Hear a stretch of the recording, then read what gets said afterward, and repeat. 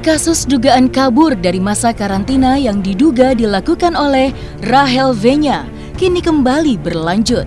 Rahel yang ditemani oleh kuasa hukumnya kembali jalani pemeriksaan penyidik Polda Metro Jaya.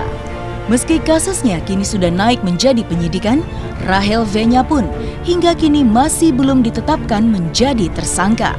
Kuasa hukum dari Rahel pun akhirnya angkat bicara terkait jalannya pemeriksaan yang mana Rahel harus menjawab 38 pertanyaan dari pihak penyidik. Kita udah ngomong kan, dari tadi kita ngomong, kita sampaikan. Sedikit dong, gimana tadi ya? Penyidikan, kita nggak bisa sharing ya. Pelan-pelan, bang, jangan body bang, slow aja bang. Udah kok kayak menghindar terus sih Bunda, kenapa Bunda? Udah jelasin ya, 38 pertanyaan. Ya, daerah aja bang, gimana? Gimana Bunda? Gimana? Saya benar 38 pertanyaan Pak. Untuk pihak selanjutnya kapan Bang? Panggilan. Ya gitu dong. Kan materinya udah dalam penyidikan. Bentar. Ada materi penyidikannya. Seperti diketahui diperiksa sebagai saksi ya, masih sudah dalam tahap penyidikan. Berapa pertanyaan yang ditanyakan? 38 pertanyaan yang untuk terhadap Rachel. Seputar apa Pak? Terhadap Rachel seputar apa Pak? Kalau bahan seputarnya apanya ada sama penyidik ya. Aku nggak bisa share di sini. Oh berarti pertanyaan seputar apanya penyidik berarti? Ya kronologis dan lain-lainnya lah. Intinya seperti itu. Kalau pemeriksaan pertama kan dalam tahap penyelidikan kan. Kalau sekarang berarti sudah masuk ke berita acara pemeriksaan. Ya BAP ya, penyidikan. Mungkin ada. Kita nanti nunggu panggilan. Ya ini kan baru kemarin naik ke penyidikan kan, gitu ya. Secara otomatis juga masih diperiksa sebagai saksi, gitu loh. Ya. Nanti biarkan penyidik yang bekerja melakukan analisa, kita lihat berikutnya seperti apa. Oh itu tadi kita bagi ya soal yang lainnya. Tapi seputar itu. Belum tahu. Ini aku. Oh iya, itu silakan yang sifatnya merupakan tupoksi dari penyidik silakan tanya ke penyidik. Ya alhamdulillah baik ya. Oh itu nggak tahu ya, itu hak seseorang ya untuk bungkam ya. Kurang tahu deh.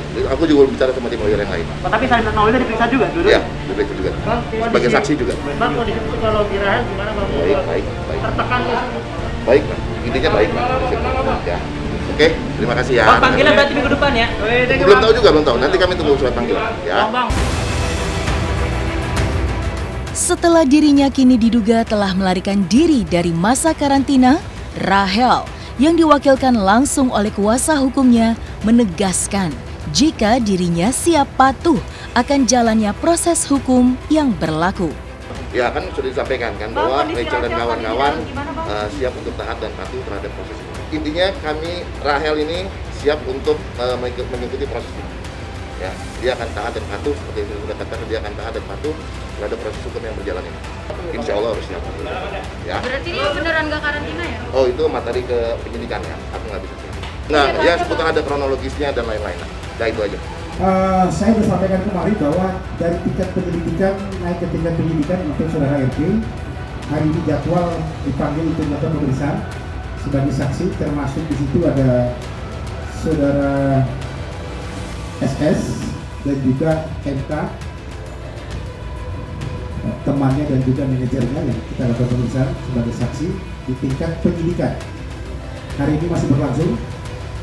Mudah-mudahan cepatnya nanti selesai, baru nanti akan kita cek kembali ya untuk kita lakukan gelar perkara apakah memang sudah bisa naik ke tingkat menentukan yang bersangkutan sebagai tersangka. Nanti kita tunggu ya dari hasil pemeriksaan sekarang.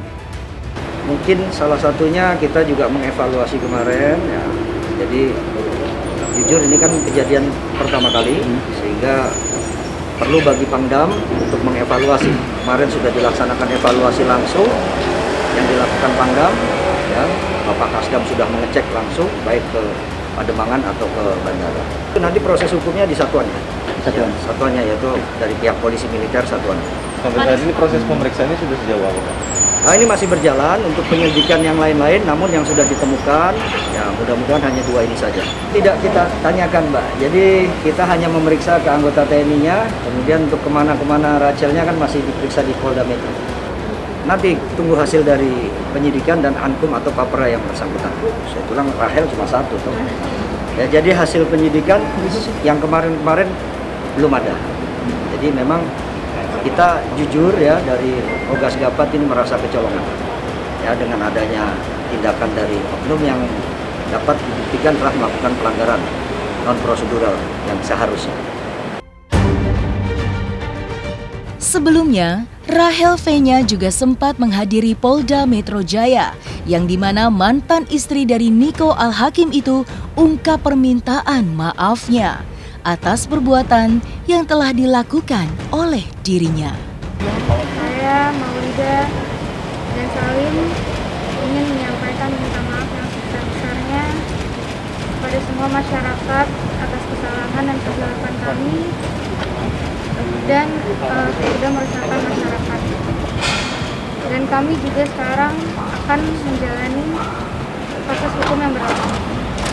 Terima kasih, mohon doa. Jadi paralel pemeriksaannya ya, kita ada sekitar Rahel sendiri ada sekitar 35 pertanyaan ya, dan sebagaimana tadi Rahel sampaikan bahwa klien kami berkomitmen untuk menyelesaikan ini secara cepat juga ya, dan kami juga bersyukur alhamdulillah ya, karena dari pihak kepolisian juga sangat profesional ya dalam melakukan penyelidikan ini ya. Nah, selebihnya materi-materi juga akan saya sampaikan di sini, tapi kita hal-hal yang sifatnya elementer dan fundamental sudah Rahel dan sampaikan kepada pihak kepolisian.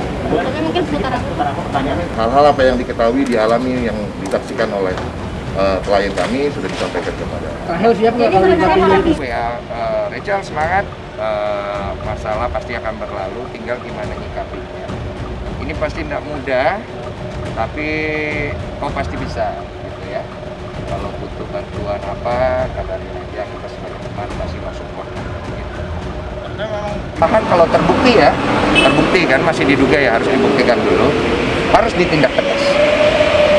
Supaya ada pembelajaran kepada setiap pihak untuk bisa mematuhi peraturan yang ada, supaya tidak ada diskriminasi ya. Karena ini negara ini udah banyak chaos dengan masalah diskriminasi, jadi mohon maaf ya Rachel ya, harus ditindak.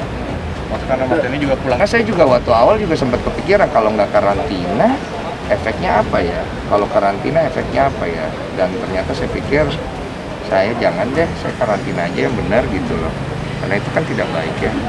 Jadi sebelum kita masuk ke Jakarta, itu kita udah ada kontak misalnya, atau kita udah urus, kita mau karantina di mana gitu. Misalnya kita, saya putuskan mau karantina di Wisma Atlet, kita harus kontak ke Wisma Atlet gitu. Kita mau karantina di hotel ya, kita kontak ke hotelnya, supaya nanti ketika kita tiba, hotel udah prepare untuk kamar yang buat kita di karantina. Nah, mereka tuh ada jalurnya tuh. Begitu sampai, kita lewatin swab, kita lewatin prosedur imigrasi, mereka langsung jemput, bawa ke mobil, langsung ke depan pintu masuk. Itu bukan lobi loh bro, waktu itu dia pintu masuk langsung ke arah kamar itu. Gue kayak ini tersangka suap. Iya, saya ini seketat ini Pak. Iya Pak, mohon maaf, soalnya kalau misalnya kita ada pelanggaran, kita kena teguran dari pemerintah, kita bisa dicabut izinnya. Saya kan sedih ya kalau dicabut izinnya ya kan. Jadi saya pikir, wah ya udahlah. Sebenarnya sih kurang nyaman sih memang. Tapi ya peraturan Pak. Pihak hotel yang mengatur.